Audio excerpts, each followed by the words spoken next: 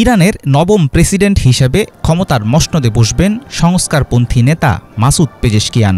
তার বিজয়ী হওয়ার মধ্য দিয়ে তৈরি হয়েছিল কিছু সম্ভাবনা। বাস্তবসম্মত পররাষ্ট্রনীতি প্রণয়ন, 2015 সালের পরমাণু চুক্তি নবায়ন, নারীদের উপর পোশাক আশাকের কঠোর নীতি হ্রাসসহ পেজেশকিয়ান নেবেন আরও কিছু পদক্ষেপ। কিন্তু প্রেসিডেন্ট নির্বাচিত হয়ে প্রথম সমাবেশে দেয়া ভাষণে শোনা গেল দায়সারা বক্তব্য।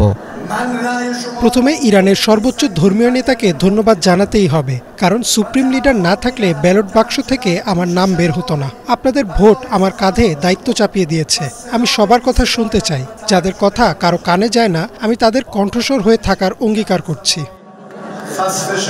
ইরানের সর্বময় ক্ষমতার অধিকারী দেশটির সর্বোচ্চ ধর্মীয় নেতা আয়াতুল্লাহ আলী খামেনি প্রেসিডেন্ট হিসাবে সীমিত ক্ষমতা থাকবে পেজেশকিয়ানের হাতে। তবে প্রেসিডেন্টের চারপাশ ঘিরে থাকেন খামেনির অনুগত ব্যক্তিরা। পররাষ্ট্রনীতিসহ ইরানের গুরুত্বপূর্ণ সব সিদ্ধান্ত নিয়ে থাকে দেশটির সুপ্রিম ন্যাশনাল সিকিউরিটি কাউন্সিল। মার্কিন নিষেধাজ্ঞায় জর্জরিত ইরানের ভঙ্গুর অর্থনীতিকে পুনরুজ্জীবিত করার প্রতিশ্রুতি দিয়েছিলেন পেজেশকিয়ান। সাধারণ ইরানিরা মনে করছেন চেষ্টা করলেও বড় ধরনের কোনো পরিবর্তন করতে পারবেন না নতুন প্রেসিডেন্ট। ইরানের সংকটময় পরিস্থিতিতে বড় কোনো পরিবর্তন আসবে কিনা প্রেসিডেন্টের ভাষণের পর সেটা নিয়ে বাড়ল সন্দেহ।